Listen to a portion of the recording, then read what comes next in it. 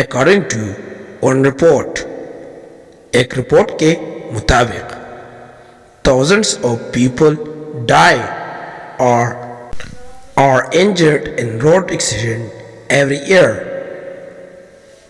ہزاروں لوگ ہر سال سڑک حادثات میں ہلاک یا زخمی ہوئے ہیں.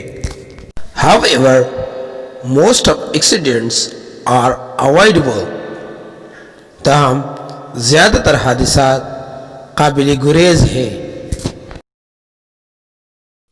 Here a question arises. یہاں ایک سوال پیدا ہوتا ہے. Why are we not avoiding road accidents? ہم کیوں سڑک کے حادثات سے گریز نہیں کرتے؟ We can avoid these accidents by wearing safety gear and giving proper attention to driving and following traffic rules. ہم ان حادثات سے بچ سکتے ہیں جب ہم حفاظتی گیئر کو پہنے، ڈرائیونگ پر خاص توجہ دیں اور ٹریفک قوانین پر عمل کریں. Road accidents can only be reduced when everyone starts behaving responsibly.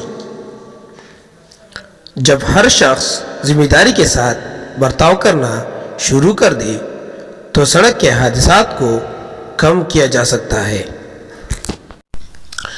The government and social welfare organizations have taken the initiative to educate the youth through awareness programs. حکومت اور سماجی بہبود کے اداروں نے پہل کی ہے کہ بیداری پروگراموں کے ذریعے نوجوانوں کو تعلیم دے. Social figures should also come out and appeal to the youth to drive attentively. سماجی شخصیات کو بھی سامنے آنا چاہیے اور نوجوانوں سے اپیل کرے کہ وہ دھیان سے گاڑی چلائے. This approach is slow, but in the future people will behave more responsibly and we will be able to control road accidents.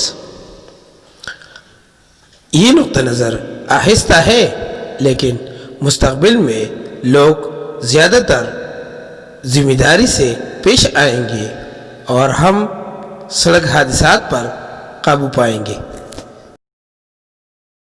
تو بچوں، آپ لوگوں کو چاہیے کہ آپ لوگ ان الفاظ کے معنی اپنے نیٹ کاپی میں لکھیں اور اسے یاد کریں.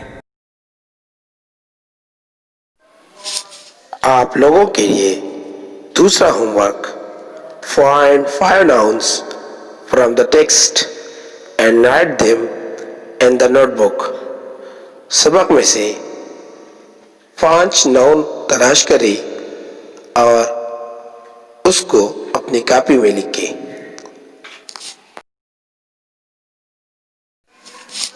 آپ لوگوں کے لیے تیسرا home work: Choose 5 verbs and write their second and third form from the text you just read.